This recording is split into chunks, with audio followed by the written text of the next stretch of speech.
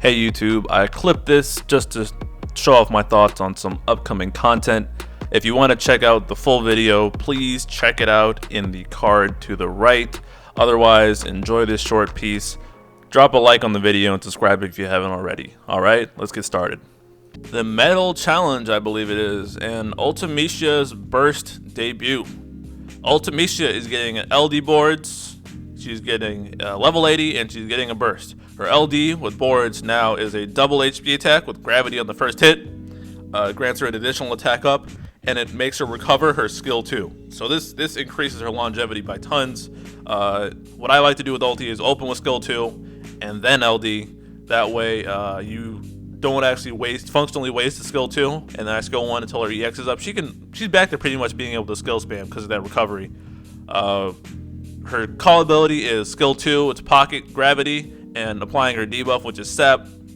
Her LD call is brave regen and attack up for herself. That's alright.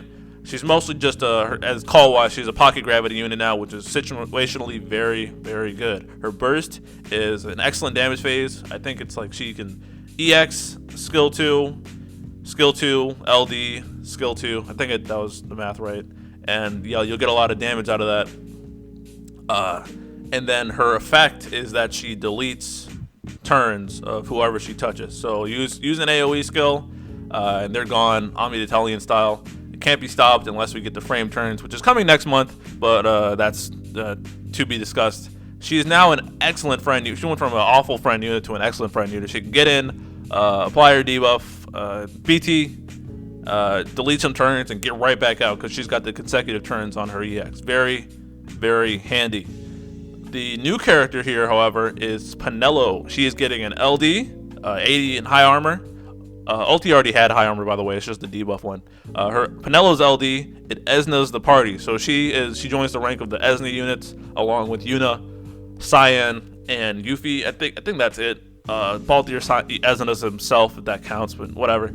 It frames her party buffs. So now, if you were worried about debuff or buff clashing, she frames her buffs, so now they don't get in the way. You know exactly what's what. It gives her an overhead that is an I Brave, M Brave, and gained overflow up for the party. Very useful.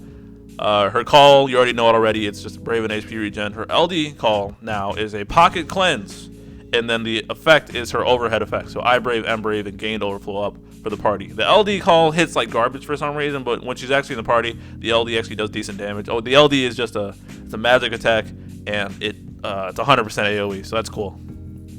Anything? Oh yeah, and Penelo's getting the support armor, I believe, not the Brave gain armor, which is whatever. Now for my opinion and polls. Penelo LD makes her better at what she does. She has gained overflow, so she doesn't lead Brave as hard, and she batteries others as harder as well. Her buffs don't get pushed off because she frames them, and she cleanses to help the party keep her buffs up, and she can potentially also prevent debuffs by the fact that hers aren't getting pushed off anymore because they're framed. She's not super outstanding, but she's a good unit, and if you're stuck on Divine Diablos and you need a buff unit, this will help you out a ton. I already have ulti, so I will be getting her LD boards and not pulling, and I won't be chasing her burst. Penelo is also going to be very good. Is it next month for the Sayador chapter, Act 3, Chapter 1, Part 2, and the orb is cleansed. So bringing Penelo there is very, very handy. I recommend getting her. She's a very excellent unit, especially for like helping out X-Death with the Brave gain overflow and Warrior Light. Yeah, definitely.